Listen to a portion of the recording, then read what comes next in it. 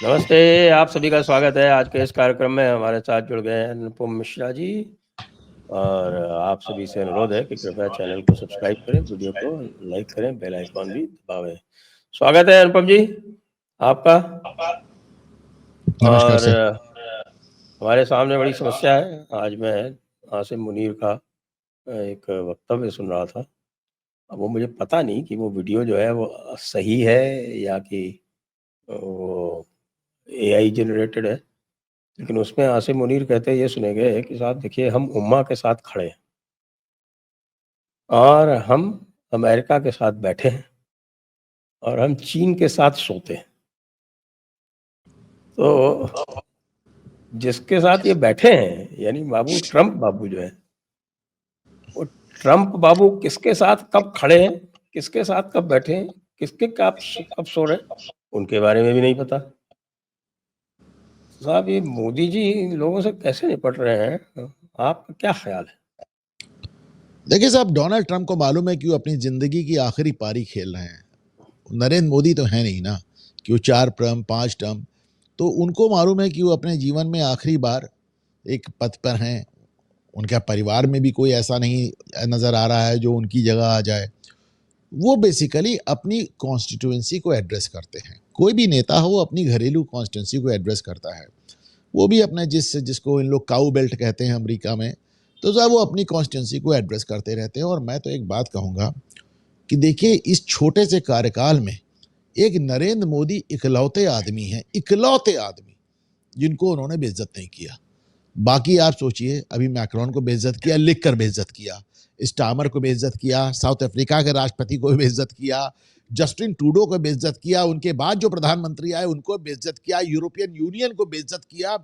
मतलब किसी को पुतिन को धमकी दिया, मतलब किसी को छोड़ा ही नहीं साहब उन्होंने। यूक्रेन वाले राष्ट्रपति को तो एकदम जोकर बना के भेजा।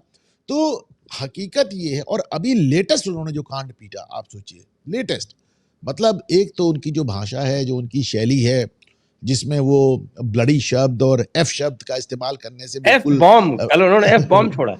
हाँ, तो एफ बॉम्ब छोड़ते तो उनको बिल्कुल दिक्कत नहीं। दूसरी बात, अभी जो लेटेस्ट उन्होंने कांड किया, अब आप सोच कर देखें, बुरी तरह पिट रहा इजराइल, चारों तरफ से अपने सारे प्रॉक्सी गंवा चुका, हिजबुल्ला चला गया, हमास चला गया, हुती पिट गया, सीरिया की सत्ता हाथ से निकल गई, इराक साथ में नहीं आ रहा है, मुस्लिम देश उनके विरोध में है, सारा आर्मी का टॉप ब्रास चला गया, 15 साइंटिस्ट चले गए, पूरा इनका इंफ्रास्ट्रक्चर चला गया, लैब चले गए। तो बेचारा अपनी इज्जत बचाने के लिए उसने ट्रंप को कहा कि भाई ऐसा है कि हम आपके कतर में बेस पे 2-4 मिसाइल मारेंगे, मार के गिरा देना, हम अपनी पीठ थपथपा लेंगे। हम ट्रंप ने ये बात भी लीक कर दी। ट्रंप ने ये बात भी लीक कर दी। ट्रंप ने कह दिया कि साहब हम लोग नूरा कुश्ती कर रहे थे। मतलब नूरा कुश्ती by definition is not to be disclosed. हाँ, और आपने ये भी कह दिया कि वो तो खामनेई ने मेरे से कहा कि भाई वो ईरान वालों कहा कि हम 2-4 मिसाइल फेंकेंगे, और उन्होंने जारी मिसाइल हमने मार दी। एक मिसाइल उनकी समुद्र की तरफ जा रही थी, हमने छोड़ दी। और उन्होंने पहले ही कह दिया था चलो ठीक है, चलो इसी बहाने ईरान को भी अपने पीठ थपथपाने का मौका मिल गया, उम्मीद है कि वो शांत हो जाए। अरे बाप रे, वो शांत इसलिए ही, उनके पास कोई और चारा नहीं, वरना उनके साथ जो आपने किया है ये तो भाई अचंभ है। उन्होंने विक्ट्री डे भी मना उन्होंने लिया। खामनेई को उसकी फौज के सामने नंगा कर दिया, उन्होंने खामनेई को ईरान की जनता के सामने नंगा कर दिया, और उन्होंने खामनेई को पूरे मुस्लिम जगत के सामने नंगा कर दिया। तो मतलब ऐसा कौन करता है साहब?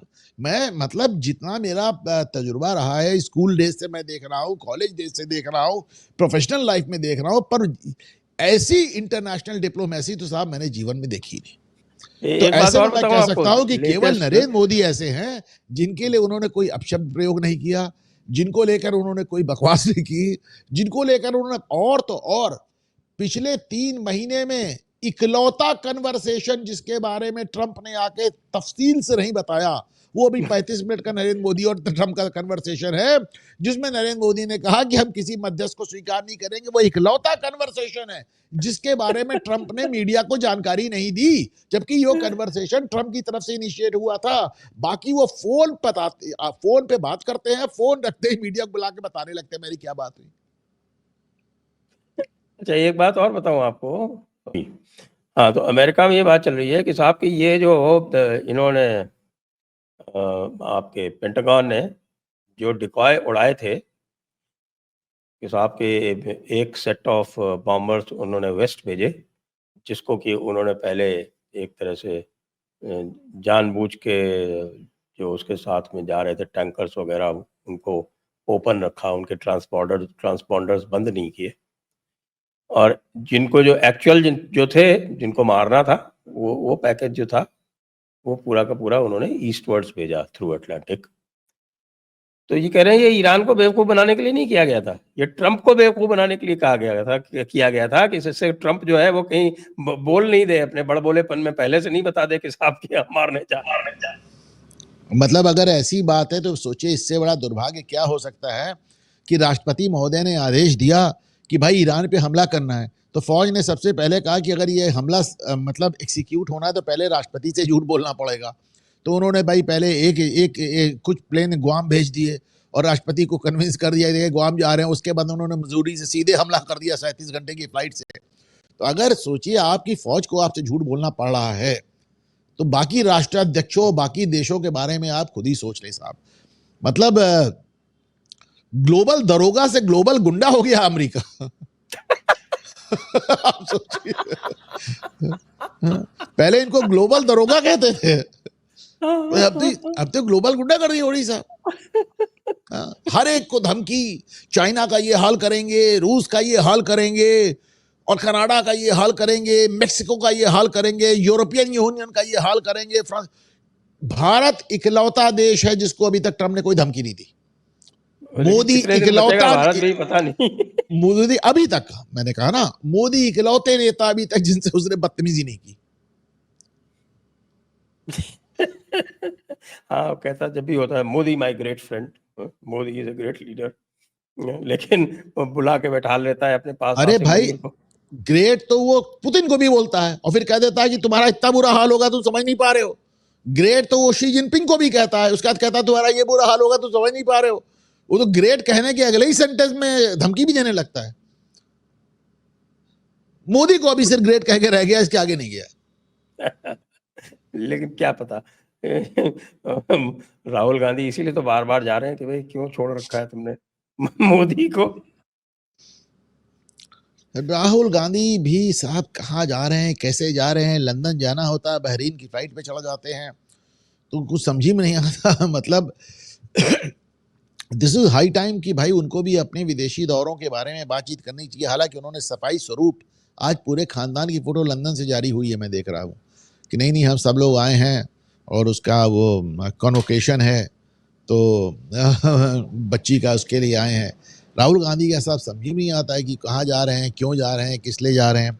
लेकिन राहुल गांधी को ट्रंप कार्यकाल में कम से कम व्हाइट हाउस में जगह नहीं मिलने वाली, इतनी बात मैं कॉन्फिडेंटली कह सकता हूँ। हालांकि डोनाल्ड ट्रंप हैं, सोचिए आप, शहबाज शरीफ को कैसा लगता होगा जब उसे कहते होंगे कि आप सोचिए सर, पूरा 4 साल बाइडेन की प्रेसिडेंसी गुजर गई और पाकिस्तान में 2 प्रधानमंत्री बदल गए और वो इंतजार करते रहे कि बाइडेन साहब हमको एक फोन तो कर लें। बाइडेन नहीं किया 4 साल फोन नहीं किया। ट्रंप का नंबर आया तो ट्रंप ने भी शहबाज शरीफ की जगह उनके आर्मी चीफ से बात करना उचित समझा।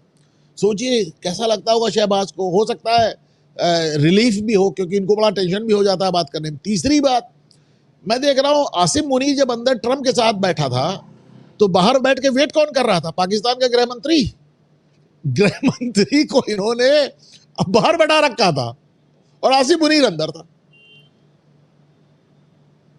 देखिए ऐसा है कि बाकी सारे जितने भी होते हैं ना, वो क्या है कि वो एक्चुअल पॉलिटिकल सिस्टम से आए लोग होते हैं, तो वो थोड़ा बहुत प्रोटोकॉल वगैरह का पालन कर लिया करते हैं। हमारे डोनाल्ड ट्रंप का तो कुछ मतलब ही नहीं है। प्रोटोकॉल क्या होता है साहब? एक आध इनके डायलॉग तो इतने गंदे, इतने ज्यादा गंदे इन्होंने बयान दिए हैं कि मैं इनको यहाँ मेंशन भी नहीं कर सकता। इस तरह के हाँ भाई, इस तरह के बयान तो यहाँ पे गली के लौंडे नहीं करते। इस तरह की बात, जिस तरह की बात वो आदमी खड़े होकर ग्लोबल मीडिया में करता है। आपने G7 में देखा था कि जो वर्ल्ड लीडर्स थे वो उसको किसका कैसे मजाक उड़ा रहे थे? सब पीछे मजाक उड़ाते हैं, उसके सामने तो इतना। अभी आप देखिए, और देखिए वो आज गया है उसमें यूरोपियन यूनियन की मीटिंग में गया है। नहीं, नेटो की। नेटो की नेटो मीटिंग। की मीटिंग में गया है। अब वहां से उसको एक पत्र आया है, उसको वेलकम करते हुए, वो बड़ा चाटुकारिता वाला पत्र, उसने वो भी मीडिया को जारी कर दिया। उसने वो भी वो मीडिया देखा वो माइक उसने रट माइक उसने रट वो का जो है। उसने वो भी मीडिया को जारी कर दिया। मतलब कमाल की बात है साहब। मतलब मैंने तो ऐसी डिप्लोमेसी ऐसा ऐसा इंटरनेशनल रिलेशंस, मैंने ऐसा कूटनीति कभी देखी नहीं साहब, कभी देखी नहीं। अच्छा देखिए, लेकिन एक हमारे यहाँ एक शब्द इस्तेमाल होता है, बना पागल, जैसे लालू यादव होते थे कोई जमाने में, तो ट्रम्प भी उसी तरह के हैं साहब। देखिए, जब वो पहली प्रेसिडेंसी में आए थे, जब वो पहली बार राष्ट्रपति बने थे, तो उन्होंने इस बात कहा 2017 में, उन्होंने कहा था कि हम, मेरी सबसे बड़ी ताकत है कि मैं अनप्रेडिक्टेबल रहूंगा, मैं अनप्रेडिक्टेबल हूंगा। अभी आप देखिए, उनसे मीडिया ने पूछा, मतलब अपने इस पागलपन को, अपनी इस अनप्रेडिक्टेबिलिटी को वो अपनी ताकत समझते हैं। अभी उनसे मीडिया ने पूछा कि शी जिनपिंग अगर ताइवान पे अटैक कर दे तो क्या होगा, तो क्या नहीं करेगा। क्या क्यों नहीं करेगा, क्या, because he knows that I am F mad. अब बताइए, अब अब बताइए, क्योंकि मुझे मालूम है कि पागल हूं मैं, कुछ भी कर सकता। अब बताइए, ये उसको अपनी ताकत बता रहे हैं। और लेकिन किसी हद तक की ताकत है भी, देखिए किसी हद तक की ताकत है भी, क्योंकि ट्रंप जुनूस की तरह बांग्लादेश के प्रधानमंत्री नहीं है, उस दुनिया के सबसे ताकतवर और सबसे अमीर देश के राष्ट्रपति हैं। यूनिपोलर वर्ल्ड है, यूनिपोलर वर्ल्ड। देखिए साहब, ईरान में जैसा साबित हुआ वो कहीं नहीं साबित हुआ। कितनी बड़ी बड़ी बातें, रशिया ये कर देगा, चीन ये कर देगा, लिप सर्विस भी ठीक से नहीं की इन लोगों ने साहब, लिप सर्विस भी ठीक से नहीं की। हाँ, चीन तो कोने में घुस गया। या मतलब ये कर देगा, यूनिपोलर वर्ल्ड। इस देखिए, उस दिन फर्दों की स्ट्राइक से एक बात तो साबित हो गई कि साहब इस देश में, इस दुनिया में एक ही ताकत है, बाकी लगाता अपने आप को कोई कितना भी लगे। लगाने को क्या है, खालिस्तानी भी अपने को बहुत लगाते हैं, लेकिन आप समझ लीजिए किसकी हैसियत कितनी है, ये ट्रंप ने दिखा दिया। रशिया मना करता रहा, चीन मना करता रहा, डंके की चोट में बंदे गए और करके चले आए, जाओ। और उसके बाद चीन से कह दिया तुम ईरान से पेट्रोल खरीद लो। आप सोचिए। बड़ा और फायदा हो गया। तुम और वहां से सोचिए, और ऑयल खरीदो। सोचिए, उस ट्वीट में भी अपने को थैंक यू बोल रहा है कि मैंने ये करवा दिया, अपने को थैंक यू भी बोल रहा है। मतलब कमाल का बंदा है भाई। अब हम हिंदुस्तानियों के लिए भाई ये बात बड़ी नई है भाई, इसलिए नई है क्योंकि हम अपने राष्ट्राध्यक्षों को, अपने प्रधानमंत्रियों को बहुत तोल मोल के बोलते देखते आए हैं। 10 साल तो हमने अपने प्रधानमंत्री को बोलते ही नहीं सुना, और इसके अलावा जो बोलते थे वो भी बड़ा तोल मोल के बोलते थे। तो हमारे लिए ये बात करने का अंदाज बड़ा नया है, और थोड़ा सा यूरोप के लिए भी बड़ा शॉकिंग है, दुनिया के लिए भी शॉकिंग है। और लेकिन देखिए आप, लोग, अब आपको याद होगा साउथ अफ्रीकन प्रेसिडेंट जब गए थे, तो उन्होंने सीधे ट्रंप से व्हाइट हाउस में कहा कि भाई हमको आपको पैसे देने के लिए नहीं है, हमारे पास हवाई जहाज नहीं है आपको देने के लिए, आपको हमारी बात को मेरिट पे देखना पड़ेगा। तो लेकिन ट्रंप है साहब, कुछ भी कह सकते हैं, कुछ भी कर सकते हैं। बल्कि अब तो अभी अभी अभी मैं देख रहा था कि साहब वो G7 की मीटिंग में इतनी गलत बात कह रहे थे। क्या बताइए, ट्रूडो ने, जिस जमाने की वो बात कर रहे थे, ट्रूडो प्रधानमंत्री नहीं था, लेकिन G7 में एक भी आदमी ने उनको करेक्ट नहीं किया। किसी ने करेक्ट नहीं किया साहब कि बिल्ली के गले में घंटी कौन बांधेगा, किसी ने कुछ नहीं बोला। भैया जो बोल रहे हैं बोल के जाएं।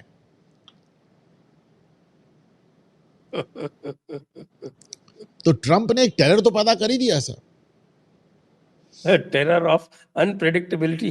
Terror of unpredictability. लेकिन मेरा जो है ना, वो जो आप कह रहे हैं कि साहब, आप जो कह रहे हैं ना कि उसने कहा मैं अनप्रेडिक्टेबल रहूंगा, तो पहले तो थोड़ा बहुत मेथड था उसकी मैडनेस में, लेकिन अब मुझे लग रहा है कि now it is unguided madness. तो वो पूरी तरह से जो है वो जा चुका है, वो दूसरे दूसरे स्ट्रेटोस्फीयर क्रॉस कर चुका है, वो एक सॉस्फीयर में पहुंच गया है। सब ये हम लोग कैसे तय करेंगे, ये हम कैसे तय मैं तो करेंगे। मुझे लग रहा है, जो वो मैं बता रहा हूँ, जो मेरा ऑब्जर्वेशन है। मतलब ये हम लोग, ये तो, ये भाई हम तो कह रहे हैं कोई भी बैडनेस हो, वो दुनिया का सबसे ताकतवर शख्स है, अच्छा लगे तो बुरा लगे तो उसको साहब सबको स्वीकार करना पड़ेगा। मैं तो फिर भी इसको बहुत बड़ी बात मानता हूं साहब कि जिस आदमी से इस हालात में भी मिलने के लिए लाइन लगी हो, जिससे बात करने के लिए लाइन लगी हो, अमेरिका के राष्ट्रपति के फोन का इंतजार करते करते 5 साल हो गया, पाकिस्तान को नहीं पहुंचा, उस आदमी के न्योते को ठुकरा के मोदी जी ये कह के चले आए कि मुझको साइप्रस जाना है। बड़ी बात है। नहीं साइप्रस नहीं, क्रोएशिया। क्रोएशिया जाना है, तो मुझे क्रोएशिया जाना है, बड़ी बात है सर। नहीं, और वो वहां कहते हैं जाके उड़ीसा में कि साहब मुझे तो महाप्रभु जगन्नाथ के दर्शन करने के लिए जाना था, इसलिए मैं जाना। तो भाई मामला तो जोरदार चल रहा है। ये एक दूसरा, आप ये जो हमारे ईरान वालों ने जो विक्ट्री परेड निकाली है, तो उन्होंने क्या पाकिस्तान से नोट्स एक्सचेंज किए थे, या कि ये नॉर्मल रिएक्शन है किसी भी इस्लामी सभ्यता का? क्योंकि मुझे नहीं, तो मेरे लिए थोड़ा सा ये अफसोसजनक है। इसलिए अफसोसजनक है कि इंडियन सब कॉन्टिनेंट के मुसलमान, भारतीय उपमहाद्वीप, हिंदी भाषा उर्दू तीनों में बता रहा हूँ, अंग्रेजी में इंडियन सब कॉन्टिनेंट, हिंदी में भारतीय उपमहाद्वीप, उर्दू में बर्रे सगीर, इसका जो मुसलमान है वो दुनिया के मुसलमान से अलग है साहब, एकदम अलग है। पूरी दुनिया अलग ट्रेजेक्टरी भी अलग ट्रेजेक्टरी पे। ऐसे में ईरान का जो विक्ट्री सेलिब्रेशन था वो मुझे थोड़ा सा अफसोसजनक लगा। थोड़ा सा अफसोसजनक इसलिए लगा क्योंकि साहब जितनी बुरी पिटाई हुई है आपकी, आपको तो कायदे से इस तरह की बात करनी चाहिए कि साहब ठीक है, बुरा हुआ, लेकिन हम क्या कर सकते हैं, पूरी दुनिया हमारे खिलाफ गैंगअप कर गई थी, किसी ने हमारा साथ नहीं दिया, चलिए कोई बात नहीं, हम फिर भी अपने देश को दोबारा बनाएंगे, इस तरह की बात होनी चाहिए थी। लेकिन मेरा ख्याल से ईरान ने जो कुछ किया है, विक्ट्री सेलिब्रेशन, विजय जुलूस निकालकर पाकिस्तानी अंदाज में, और जिसके साथ वो पूरी दुनिया में हंसी का पात्र बना है, उसका कारण एक और भी हो सकता है। जब कोई भी डिक्टेटर अपने अंत की तरफ आता है तो फिर वो बेवकूफ़ी की हरकतें करने लगता है। खामने के साथ भी कुछ ऐसे ही हो रहा है।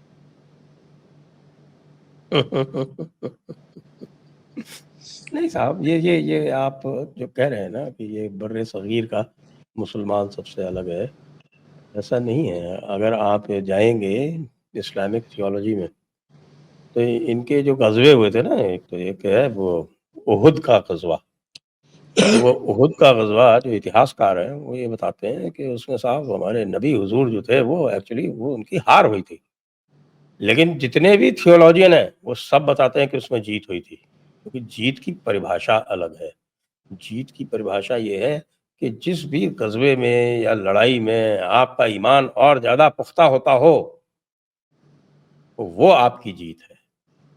उसमें ये जीत नहीं है कि साहब कि आपने टेरिटरी खो दी, या आप वहाँ से छोड़ के भाग आए, या दूसरों ने आपको दौड़ा लिया।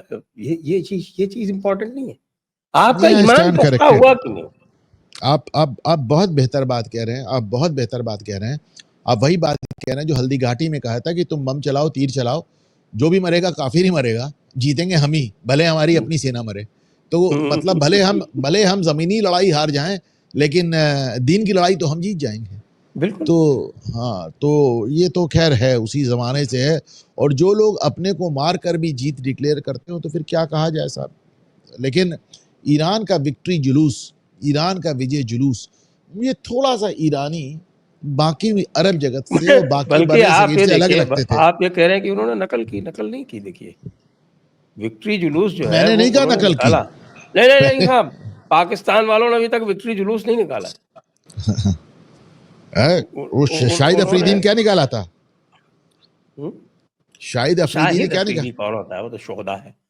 हाँ, तो यहाँ भी खामनेई खुद तो निकाल रहे थे, यहाँ भी पब्लिक ही निकाल रही थी। नहीं यहाँ भी खामनाई ने डिक्लेयर किया कि हम निकालेंगे विक्ट्री जुलूस। हाँ, तो डिक्लेरेशन तो उनकी तरफ से है। वहां भी पाकिस्तानी राष्ट्रपति और सब बता रहे हमने जीत लिया, दुश्मन के दांत खट्टे कर दिए। नहीं, हमने उन्होंने हमने हम हमारे इतने एयरपोर्ट उन्होंने चबाए कि उनके दांत खट्टे हो गए। फर्क है। उन्होंने विक्ट्री परेड का डिक्लेरेशन नहीं किया, ये भी फर्क है। और दूसरी बात यह है कि पाकिस्तान में जो उनका जो आपके मीडिया है, वो ईरान की अपेक्षाकृत तो फिर भी कुछ कुछ बोल लेता है। और आसिम मुनीर की जो वहाँ पे जग हंसाई हो रही है, वो देख देख के मजा आता है। मजे की मैं जगह यही हंसाई मान हो रही सकता है। हूं कि भाई खामनेई बुरी तरह परास्त हुए हैं। और सबसे बड़ी बात एक चीज और भी है साहब 36 साल से बकैती कर रहे थे। बकैती इज द वर्ड जो कि उत्तर प्रदेश में यूज होता है। 36 साल से डींगे मार रहे थे, अमेरिका को जला देंगे, इजराइल को मिटा देंगे, अमेरिका को जला देंगे, इजराइल को मिटा देंगे। तो पता चला आप ही जल गए, आप ही मिट गए। और आप ही नहीं जले मिटे, आपकी सारी प्रॉक्सीज भी खत्म हो गई। हिजबुल्लाह खत्म हो गया, हमास खत्म हो गया, सीरिया में जो आपकी ताकत थी अल बशीर की वो खत्म हो गई, हूती कमजोर हो गए। और भी सबसे बड़ी बात, हूती तो जो मिसाइल और जो ड्रोन्स मारता था वो सब ईरान से सप्लाई, इनके तो पास अपने पास कम पड़ गए, अब ये क्या देंगे। दूसरी बात, ये मिसाइल और ड्रोन बनाने की जो फैक्ट्री थी वो सब चौपट हो गई, सब पे मिसाइल चले गए। तो समझिए ना, इनके ये तो 50 साल पीछे चले गए एक झटके में। इतना बुरा मात हुई है। तो जब 36 साल से डींगे मारने के बाद 50 साल पीछे चले जाना, तो मैं समझता हूं कि ये इतना बड़ा झटका था जो खामनेई 85 साल की उम्र में बर्दाश्त नहीं कर पा रहे। चलिए मैं इसको एक लाइन में कह देता हूं कि 36 साल डींग मार के 50 साल पीछे जाने के बाद 85 साल के खामनेई डिस्टर्ब हो गए और विजय जुलूस निकालते और विजय जुलूस निकाल दिए। लेकिन एक और हमारा जो है वो आपके मित्र लोग, यानी आपका जो ये मीडिया के जो मित्र लोग हैं, उसमें भी कई लोग जो है वो विजय जुलूस निकाल रहे थे, और विजय जुलूस निकालते निकालते अचानक उनको पलटना पड़ गया। हमारे रवीश जी हैं, आपके 4 PM वाले हैं, उन्होंने तो ईरान की विजय डिक्लेयर कर दी, अभी भी डिक्लेयर कर रहे हैं वैसे तो कुछ लोग, तो ईरान ही जीता है। और आरफा और सवा और कौन है वो सौतेली अम्मा, क्या नाम है उनका, राणा सौतेली माँ, जानते हैं ना किसकी सौतेली माँ है? नहीं, मैं नहीं जानता। अच्छा, ये बता डालिए। मैं श्योर हूँ मैं नहीं जानता, तो हमारे व्यूअर्स में भी ज्यादातर लोग नहीं जानते होंगे, बता ही डालिए। अरे भाई, प्रतीक सिन्हा के पिताजी से तो उनके किस्से प्रसिद्ध है ना। ओके, तो प्रतीक सिन्हा पे राणा की छाया है। प्रतीक सिन्हा के पिताजी थे मुकुल सिन्हा, तो मुकुल सिन्हा के साथ कुछ आशना था, ऐसा कहते हैं।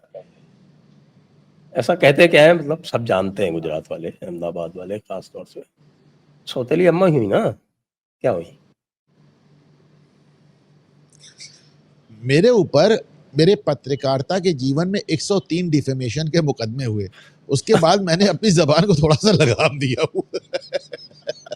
मैं अक्सर आपको बताता हूं कि मैंने सोनिया गांधी तक डिफेमेशन का मुकदमा झेला और जीता है, तो उसके बाद मैं इस तरह की बातों कहने से पहले थोड़ा सा अब संयमित हो चुका हूं। तो उसमें से सिविल कितने थे? आप अभी ब्यूरोक्रेसी से निकल के आए, आपको पहली बार बोलने की आजादी मिली है, तो आप कुछ भी बोल सकते हैं। मेरा क्या है कि नहीं, इसके लिए तो मैं तारीफ करूंगा राणा बीबी की, क्योंकि मैं आज से नहीं, इस सौतेली माँ वाला उपाधि उनको कम से कम 5-7 साल से दे रहा हूँ। उन्होंने कभी इसके ऊपर ऐतराज नहीं जताया। अच्छा, ऐतराज नहीं जताया, एक बार भी ऐतराज नहीं जताया, न एक बार भी नोटिस भेजा। लेके आओ। जबकि आपके कांग्रेस वाले जो है वो तो जब देखिए तब मर्जी आए कुछ न कुछ पेश तक कर दिया उन्होंने। जबकि जो कुछ कहा था वो मैंने नहीं कहा था, वो बांग्लादेश वाले भाई साहब है, उन्होंने कहा था, खाली हमने उनको कोट कर दिया था, उसी के ऊपर मुकदमा। कौन है असहिष्णु? आज इमरजेंसी की 50वीं सालगिरह है, तो ये भी तय होना चाहिए ना कि आखिरकार असहिष्णु कौन है। देखिए मैं एक बात कहूँ बहुत सीरियसली, और मैं आपकी भी राय चाहता हूँ, और for once I am not joking. अक्सर इस तरह की बात कही जाती है कि मोदी जी ऐसा कह दें तो लोग ऐसा कर दें, लोग ऐसा कह दें तो ऐसा कर दें, इनको हर बात में मोदी के उल्टा चलना है, हर बात में।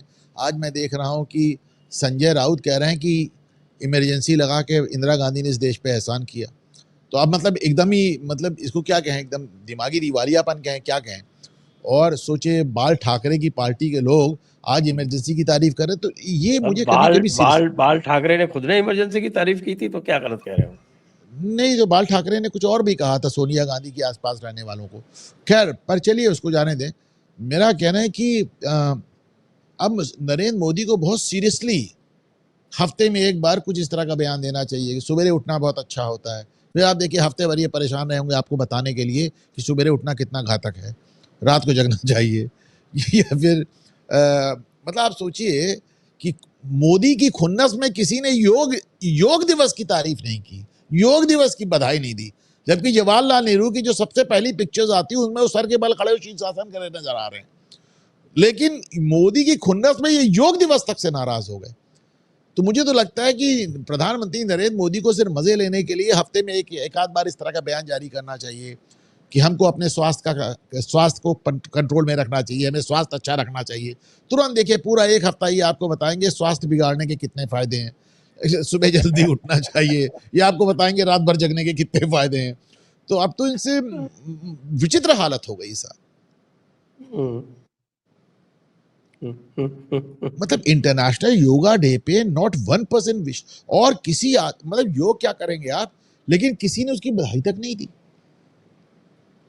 भाई आज यूनाइटेड नेशन ने उसको अंतर्राष्ट्रीय वो दिया है, महत्व दिया है, अंतर्राष्ट्रीय कवरेज दिया है। अरब में योग हो रहा है, मक्का में योग प्रतियोगिता हो रही है मक्का में, और आप देखिए वो मदरसों में योग हो रहा है।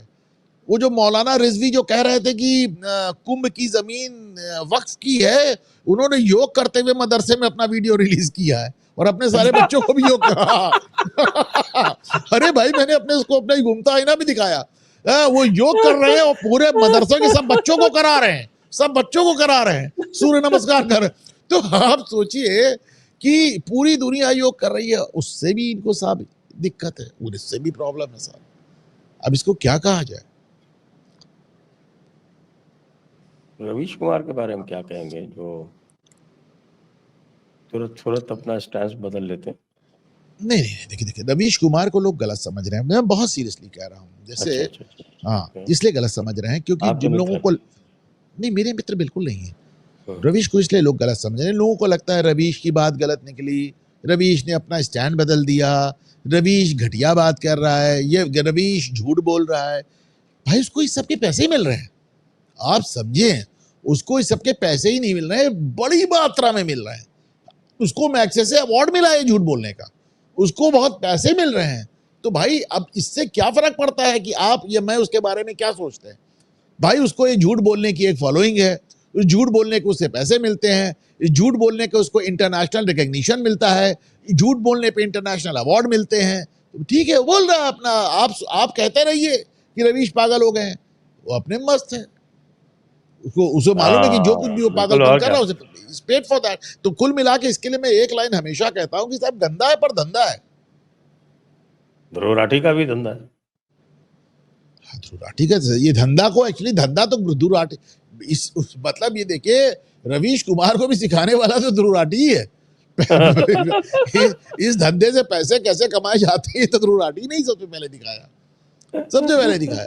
रवीश ने उसको और रिफाइन कर दिया, उसने कहा कि जब पैसे मिल रहे हैं तो जर्मनी भागने की क्या जरूरत है, यही रुक के अपने पैसे कमाओ। मजे की बात यह है कि आप रवीश कुमार को याद कीजिए कि रवीश कुमार ने कहा था कि साहब कि एनडीटीवी को अडानी ने इसलिए खरीदा क्योंकि उसको रवीश कुमार को हटाना था, हालांकि उसने कुछ नहीं किया, रवीश कुमार खुद रिजाइन करके गए। और आज अगर आप देखें तो एक बड़ी अभूतपूर्व घटना हुई है कि इंग्लिश न्यूज़ चैनल की स्पेस में एनडीटीवी ने रिपब्लिक को पीछे छोड़ दिया। वो अर्नब गोस्वामी जो कहते नहीं थकते कि जिस दिन से उनकी चैनल लॉन्च हुई है उस दिन के बाद से एक दिन भी वो नंबर 2 पे नहीं गए, वो आज नंबर 2 पे, और एनडीटीवी नंबर 1 पे पहुंच गई। देखिए आप, और एनडीटीवी नंबर 1 पे रवीश के दौरान कभी नहीं रही।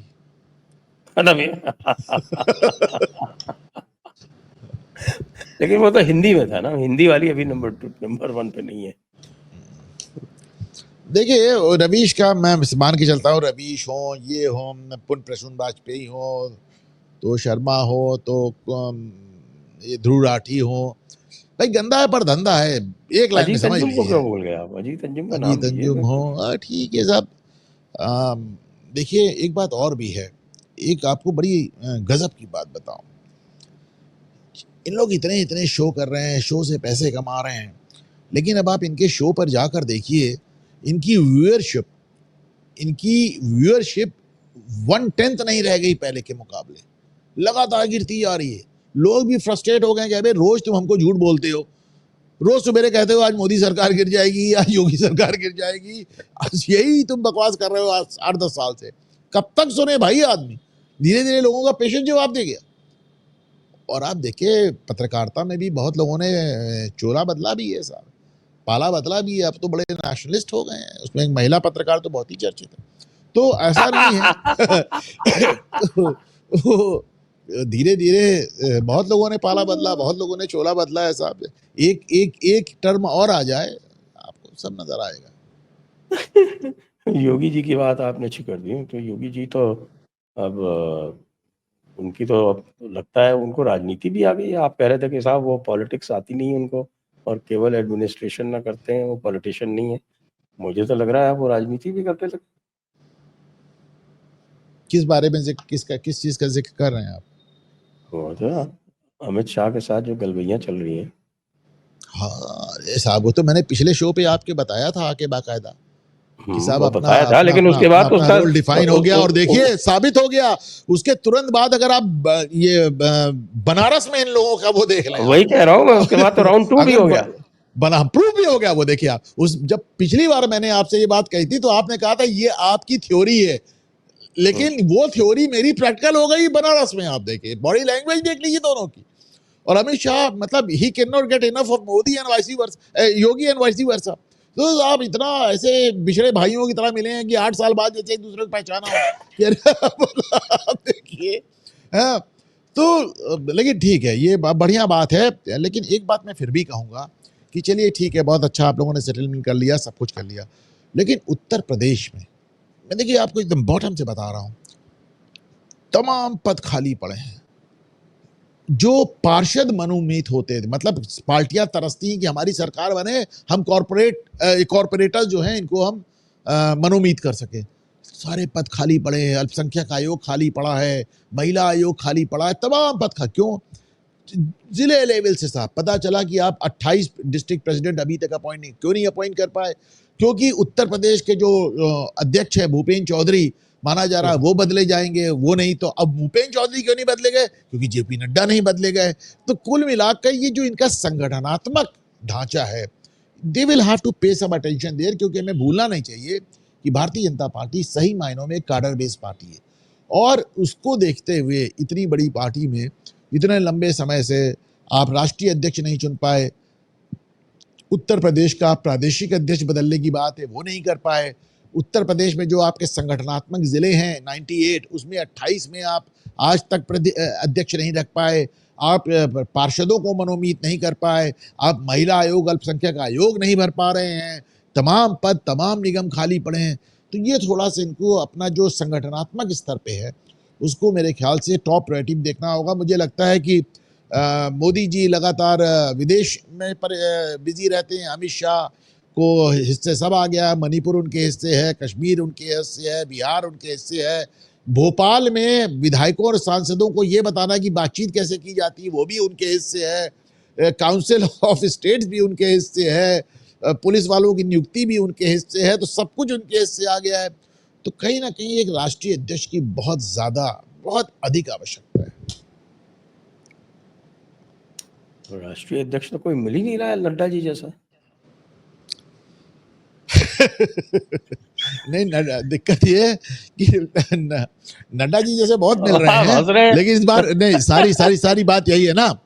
इस बार अभी मेरे को भाजपा के एक नेता बता रहे थे, कह रहे थे कि साहब हमें देखना है कि भाजपा को स्वीकार हो, हमें देखना है कि मोदी शाह राजनाथ सबको स्वीकार हो, हमें देखना है कि मोहन भागवत और आरएसएस को स्वीकार हो, विश्व हिंदू परिषद को भी अच्छा लगे, और हमको ये भी देखना है कि वो नड्डा ना हो।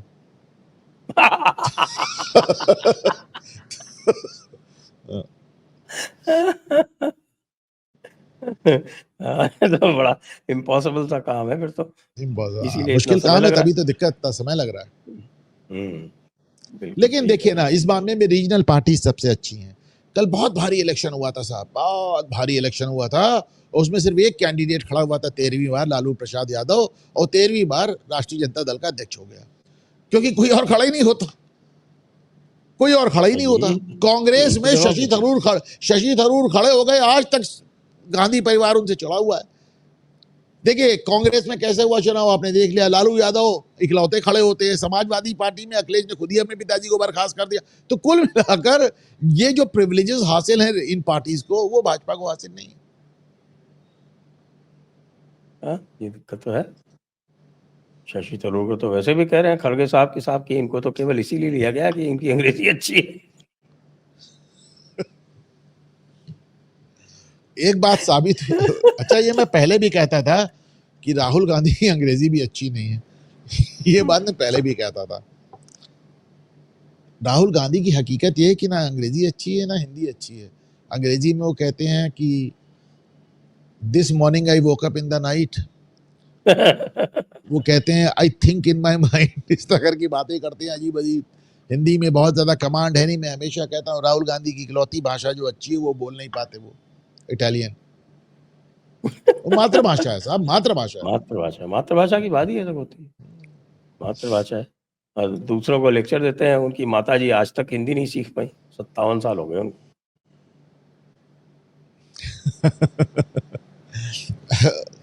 भाई आप सोनिया गांधी को किसी से कंपेयर नहीं कर सकते। कमाल भाई वो भी कमाल का है उनका। वो अस्पताल जाती हैं तो अस्पताल से इतना लंबा लेख लिख देती हैं, बताइए सोचिए। वो आईसीयू से इतना लंबा लेख लिख देती हैं, 13 भाषाओं में 13 अखबारों में छप जाता है वो। कमाल की बात है। जब वो अस्पताल से डिस्चार्ज उसी दिन लेख छपा। मैंने कहा ये अस्पताल स्वास्थ्य खराब होने पे गई थी कि आर्टिकल लिखने गई थी कि कोई डिस्टर्ब ना करे।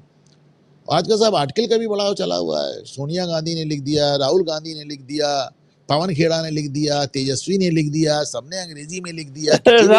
काउंटर सबका शशि थरूर ने कर दिया। काउंटर सबका शशि थरूर ने कर दिया, आप बताइए। हाँ तो इसीलिए तो कह रहे हैं खड़गे साहब कि अंग्रेजी जानता है, बस यही बात है। अंग्रेजी जानता है, हमारी सबकी बात जो है वो उसने खारिज कर दी। बताइए सोनिया गांधी की बात का जवाब अगर आप शशि थरूर से दिलवा देंगे तो ये तो एक मास्टर स्ट्रोक ही कहा जाएगा। ये भी साहब शशि थरूर भी इनके लिए ना निगलते बन रहा है ना उगलते बन रहा है वाली हालत कर दी है। निकाल देंगे तभी वो जाके सूचना प्रसारण मंत्री हो जाएगा, और निकालेंगे नहीं तो वो कांग्रेस में रहते हुए इनको रोष चढ़ाएगा। साहब देखिए ऐसा है, पुनरुत्थान तो केवल एक ही व्यक्ति का हुआ है और उसका नाम है अरविंद केजरीवाल, जो लुधियाना वेस्ट का जो चुनाव जीता है और जो उसने रिटेन किया है गुजरात में, उसको लेने के बाद तो अब तो वो बिल्कुल आसमान पे कह रहा है बस अगला प्रधानमंत्री तो मैं ही हूँ। भगवंत मान को हटाने में लगा हुआ है, देखिए आप। और उसके बचाव में भगवंत मान के बचाव में भगवंत मान को हटा के वो प्रधानमंत्री बनेगा।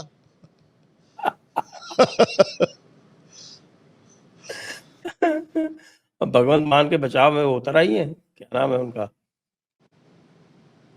वो Rajya Sabha member, x women's commission वाली। अब उनका क्या, वो तो हर उस आदमी के बचाव में है जो इसके केजरीवाल खिलाफ है। वो तो हर उस आदमी के बचाव में है भाई, उनको पीटा पाटा गया है तो वो तो हर उस आदमी के बचाव में है। रही बात केजरीवाल की, तो केजरीवाल जमाने के बाद बिल से निकले। आप देखिए पहली बार उन्होंने जमाने बाद प्रेस कॉन्फ्रेंस की, वो लंबी लंबी डींगे मारी। लेकिन चलिए ठीक है। गोपाल इटालिया पे मैं ज़रूर कहना चाहूँगा और अपने व्यूअर्स को कहना चाहूँगा कि गोपाल इटालिया की जिस तरह के बयानात आते रहे हैं, मैंने अपने चैनल पर उनके बयान भी दिखाए हैं, उनके पुराने फोटो नए फोटो भी दिखाए हैं। उनके जो बयान हैं वो कमोबेश उदयनिधि स्टालिन और प्रियांक खड़गे जैसे हैं, जिसमें वो खुल के दिन रात हिंदू धर्म को गाली देते हैं। और उन्होंने एक कैंपेन चलाया था कि मंदिर जाना बंद कर दो। वो अलग बात है, जब कैंपेन उन पे भारी पड़ने लगा तो उन्होंने अपने माथे पे और अपने बच्चे के माथे पे टीका लगाकर, चंदन लगा के एक मंदिर के सामने फोटो भी खिंचा ली। तो केजरीवाल के चेले हैं। हाँ भाई केजरीवाल के चेले, मैं दिखाता हूँ। केजरीवाल के चेले हैं भाई। केजरीवाल कहते थे कि मेरी नानी कहती है उस मंदिर में नहीं जाना, और बाद में पूरा खानदान लेके ट्रेन चला दी उस मंदिर के लिए उन्होंने। तो केजरीवाल के चेले हैं साहब, उनका क्या कहा जाए। लेकिन गोपाल इटालिया एक बहुत ही घातक आदमी पहुंचा है विधानसभा में। मैं आपको दिखाता हूं, जो आदमी दिन रात कहता था मंदिर मत जाओ भाइयों बहनों बेटियों, ये उसका फोटो है मंदिर के सामने, और बेटा भी है उसका, और सब बाप बेटे सब चंदन लगाए हैं, है ना। और वही, अच्छा मैं सर मैं आपसे एक रिक्वेस्ट कर रहा हूं, मैं इसको इनका एक वीडियो आपको भेज दे रहा हूं, अगर आप इसको चला सकें, पब्लिक को मालूम होना चाहिए कि कौन आदमी जीता है। मतलब पीपल शुड नो कि कितना घातक और कितना घटिया आदमी जीता है। मुझे वैसे गोपाल वो उस कॉन्स्टिट्यूएंसी से भारतीय जनता पार्टी बहुत लंबे समय से नहीं जीती है। 5 बार से, 5 तो बार से इसलिए वहां पे मुस्लिम परसेंटेज भी बहुत ज्यादा। और वहां दूसरी बात यह है कि वो केशु भाई की कॉन्स्टिट्यूंसी है, और केशु भाई को लेकर वहां पे लोगों में एक धारणा है कि भाजपा ने केशु भाई को लेट डाउन किया। तो वहां पे भाजपा के खिलाफ एक फीलिंग है, वहां पे लोगों को लगता है कि केशु भाई के साथ भाजपा ने अन्याय किया। वहां से केशु भाई हुए थे विधायक वहां से, तो वहां पे एंटी बीजेपी फीलिंग है। परंतु एंटी बीजेपी फीलिंग अपनी जगह है। गोपाल इटालिया जैसा आदमी, और इसको गुजरात में जो कि भाजपा की लेबोरेटरी कहलाती है, तो वहां से जीतना मुझे थोड़ा सा, मेरे लिए पर्सनली ये मुझे लगा कि ये गड़बड़ हुआ साहब। मैं आपको भी भेज रहा हूँ इसका वीडियो, और श्रोते को भी भेज रहा हूँ। और अगर आप इसको अपने दर्शकों को दिखा सकें कि किस तरह की बातें करता था ये आदमी, और आज वो अपना टीका लगा के घूम रहा है। मैं दोनों चीज़ भेज रहा हूँ, एक सेकेंड। हाँ, भेज दिया। जी। तो ये गोपाल इटालिया हैं। तो बाकी ठीक है, केजरीवाल डींगे मार रहे हैं, कोई बात ही नहीं। तो फिर केजरीवाल तो डींगे मार रहे हैं, तो आखिरकार नुकसान तो कांग्रेस को ही पहुंचाएंगे ना, कौन सा। भाई गुजरात में उन्होंने किसको नुकसान पहुंचाया? कांग्रेस का ही तो ना। 13% वोट तुमको मिला और 14% वोट कांग्रेस का माइनस हुआ। एग्जैक्टली। फोटो भी भेजा मैंने आपको, दिखा दें आप।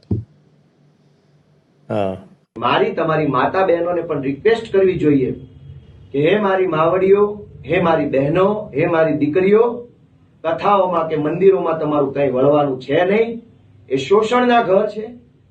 જો તમારે તમારો અધિકાર જોતો હોય, આ દેશ ઉપર તમારે શાસન કરવું હોય, સમાન દરજ્જો જોતો હોય, તો કથાઓમાં જે નાચવાના બદલે મારી બહેનો, મારી માવડીઓ, આ વાંચો. ये शख्स मंदिर जाने वालों को हिंजड़ा कहता था, हिंजड़ा। और अब इनकी फोटो दिखा दीजिए मंदिर वाली। तो मैं अपने व्यूअर्स को, मुझे लगता है बताना हम लोग का दायित्व है कि किस तरह के व्यक्ति को गुजरात की जनता ने चुनकर विधानसभा भेजा है। ही इज अ वेरी, बहुत डेडली और बहुत शातिर और बहुत ये अर्बन नक्सल टाइप का बहुत ही खतरनाक व्यक्ति है। हाँ, तो मतलब बिल्कुल केजरीवाल की इमेज में पगा हुआ एक व्यक्ति है। नहीं, केजरीवाल तो इनकी और भी योग्यता है। इनकी योग्यता ये है कि इन्होंने एक गुजरात के मंत्री को नकली पुलिस वाला बन के फोन किया था, और उसमें ये गिरफ्तार भी हुए थे। इनकी और भी योग्यता है, इन्होंने गुजरात के गृह मंत्री पे जूता चलाया था। तो ये सब इनकी, मैं आपको वो भी भेज दे रहा हूँ कि साहब किस तरह इन्होंने नकली पुलिस वाला बन के गुजरात के मिनिस्टर को फोन किया था, and he was arrested for that. फिर उन्होंने गृह मंत्री पे जूता भी चलाया था। तो ये पूरी तरह से अर्बन नक्सल हैं, और इसीलिए केजरीवाल ने इनको गुजरात में अपनी पार्टी का अध्यक्ष बनाया है। अध्यक्ष तो पिछले चुनाव से पहले ही बना दिया था इसको। हाँ, चुनाव पहले बना दिया था। फिर सूरत में सीट्स भी आ गई थी म्यूनिसिपैलिटी में, तो उसके बाद इनको रिपीट भी कर दिया। ये मेरे ख्याल से चुनाव पिछली बार नहीं जीत पाया था, तो चुनाव जीत गया होता तो ये और पहले से ही कुछ। ये देखिए, ये गुजरात के डिप्टी सीएम को पुलिस वाला बन के फोन कर रहा था। मजाक इसमें साहब देखिए, आयरनी देखिए। ये फोन करके कह रहा था कि गुजरात में शराब बहुत ज्यादा चल रही है, शराब रोकिए, और शराब के नाम पे पूरी पार्टी जेल में है। आयरनी देखिए कि शराब के विरोध में फोन किया, और शराब के नाम पे सीएम, डिप्टी सीएम, पूरा सांसद, विधायक सब जेल में। अच्छा, और साहब एक दो प्रकरण और हैं, करंट प्रकरण। एक तो ये हमारे मिस्टर दिलजीत दोसांझ जी की पिक्चर जो है आप रिलीज नहीं होने देना सुना इंडिया में, या ये खुद ही नहीं रिलीज कर रहे। तो एक खूबसूरत सी कुड़ी है, पाकिस्तानी कुड़ी के साथ बेचारे ने फिल्म बना ली ऑपरेशन सिंदूर से पहले। तो क्या बुरा किया उसने? नहीं देखिए, दिलजीत दोसांझ का जहाँ तक सवाल है, मुझे यही सब चीज़ें बड़े कभी कभी परेशान करती हैं, क्योंकि वही हाँ बात है, हमारे यहाँ जैसे मैं आज से नहीं, मैं कम से कम जब से ये फार्मर्स एजिटेशन हुआ है, जब से किसान आंदोलन हुआ है, जब से खालिस्तानी तत्वों ने जाकर लाल किला पे झंडा फहराने की कोशिश की थी और ये शख्स उस समय उनके फेवर में उतर के आया था, उस समय इसने खालिस्तानी गुंडों का बचाव किया था। मैं तब से कह रहा हूं कि इस आदमी की नीयत ठीक नहीं है। उसके बाद भी कई बार ये इधर उधर कहता समझ चाहता नजर आया कि पाकिस्तानी तो हमारा ही है, हम पाकिस्तान के, पाकिस्तान हमारा, सब करता रहा। ये पूरी तरह से मैंने इसके लिए एक नाम दिया है, मैंने अपने चैनल पे कहा कि दिलजीत दोसांझ पगड़ी वाला आमिर खान है, इस तरह समझिए आप। लेकिन अब चूंकि अब उसकी फिल्म आई है, तब आप लोगों को अकल आ रही है कि अब आप लोग तो उसको चारों तरफ हल्ला मचा रहे। हकीकत ये है कि ये बंदा तो तभी एक्सपोज हो गया था जिस समय इसने लाल किला वाले कांड में इसने खालिस्तानियों का समर्थन किया था, और इसको तो आज मीका ने बहुत अच्छा धोया है।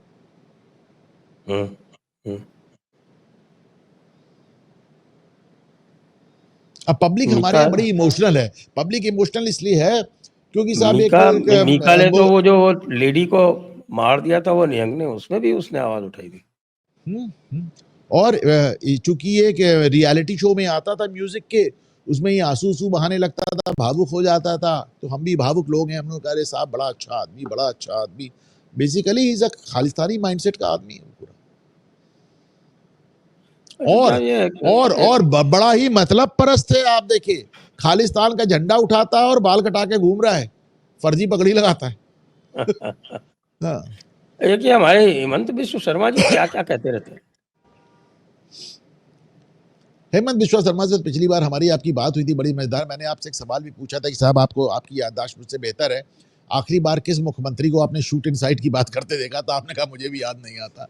तो हेमंत बिश्वा शर्मा तो कई मायने में योगी महाराज को भी पीछे छोड़ चुके हैं। योगी महाराज मदरसों को मॉडर्नाइज कर रहे हैं, उसमें हिस्ट्री ज्योग्राफी सिविक्स मैथ्स पढ़ाएंगे, साइंस पढ़ाएंगे, उसने सब उठा के सब बंद कर दिया, सबको पब्लिक स्कूल कर दिया।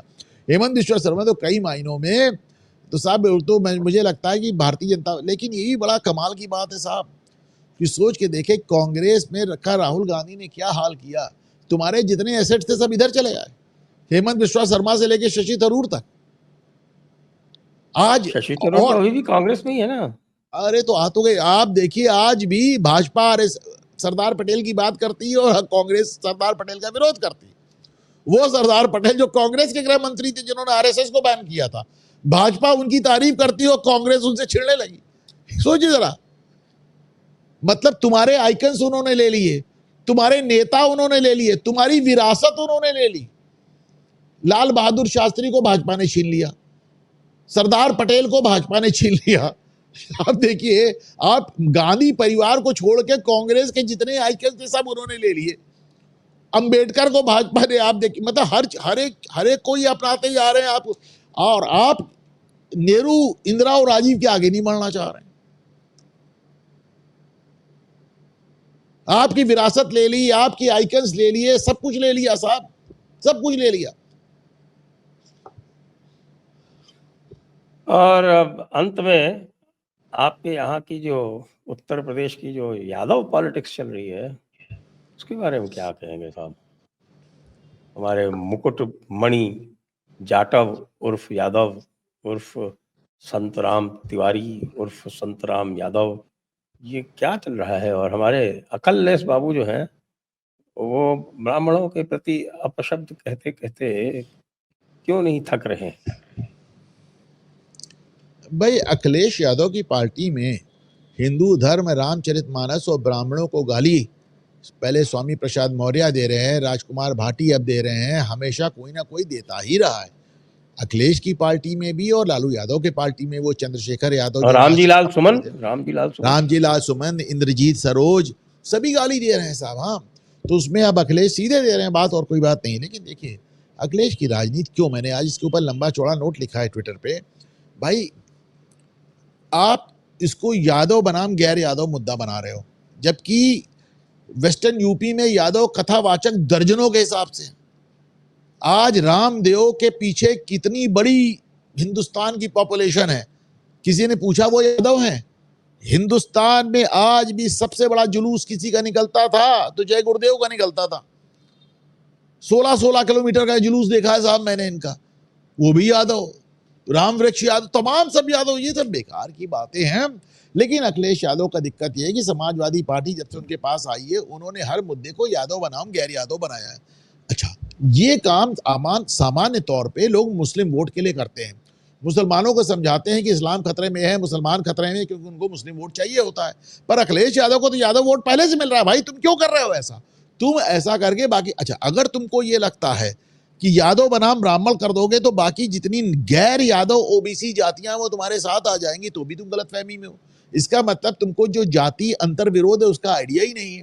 हकीकत ये है कि चाहे वो तथाकथित सवर्ण हो, ब्राह्मण हो, ठाकुर हो, वैश्य हो, या फिर यादवों को छोड़कर जो बाकी ओबीसी जातियां हो या फिर दलित हो, वो सब समाजवादी पार्टी से घबराती रही हैं यादवों का उस पार्टी में वर्चस्व देख के।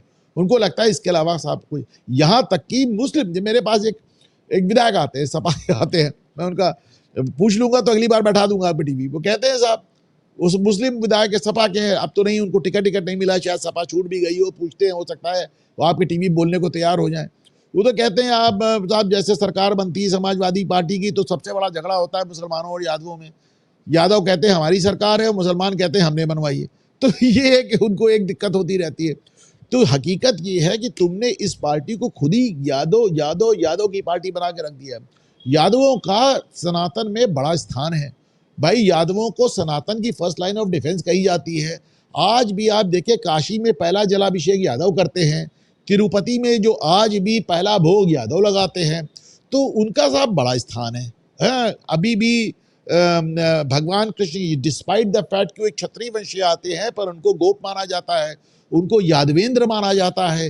हे कृष्ण, हे यादव, हे सकेती, आप देखिए ना, तो उस सब के बाद भी अगर अखिलेश यादव यादवों में कोई असुरक्षा की भावना भरना चाहते हैं तो वो सिर्फ बाकी जातियों को डरा रहे हैं, सिर्फ बाकी जातियों को डरा रहे हैं, क्योंकि यादव वोट तो उनके पास पहले से है भाई, ये ड्रामा करने की क्या जरूरत है। लेकिन अखिलेश यादव चीजों को सीखते कहां हैं। 2014 में जब भारतीय जनता पार्टी ने उत्तर प्रदेश में अखिलेश यादव को केवल 5 सीट तक सीमित कर दिया, तो उससे अखिलेश यादव ने कोई सबक नहीं लिया। 5 साल इन्होंने पूर्ण बहुमत की सरकार चलाई, 225 सीट जीत कर आप आए थे, लेकिन आपने सबक नहीं लिया 2014 से, और 2017 में आप 46-47 सीट पे चले गए, क्योंकि आपने कोई सबक नहीं लिया। फिर आपने 2017 में सबक नहीं लिया, 2019 में फिर आप 5 सीट पे चले गए, फिर आपने 2019 में सबक नहीं लिया तो फिर आप 2022 भी हार गए, 2024 बिल्ली के भाग से छीका फूट गया, आपको लग रहा है आपने बहुत बड़ी राजनीति कर दी। अरे भाई आप इसको समझिए, आपके वोट, यादव वोट पहले से समाजवादी पार्टी में पूरी तरह एकदम एम्बेडेड है। आज की तारीख में पूरा मुस्लिम वोट भी आपको हासिल है। आपको इस तरह की राजनीति नहीं, आपको बाकी लोगों को अपने साथ लाने की राजनीति करनी चाहिए, विरोध की नहीं करनी चाहिए। मेरा एक राजनीतिक पॉइंट ऑफ व्यू है, मैं इस समय किसी मोरालिटी की बात नहीं कर रहा। Make sense. तो चलिए आज की चर्चा को यहीं पर विराम देते हैं। सभी दर्शकों को बहुत बहुत धन्यवाद, अनुपम जी को बहुत बहुत धन्यवाद। जय हिंद, जय भारत, वंदे मातरम। नमस्कार सर।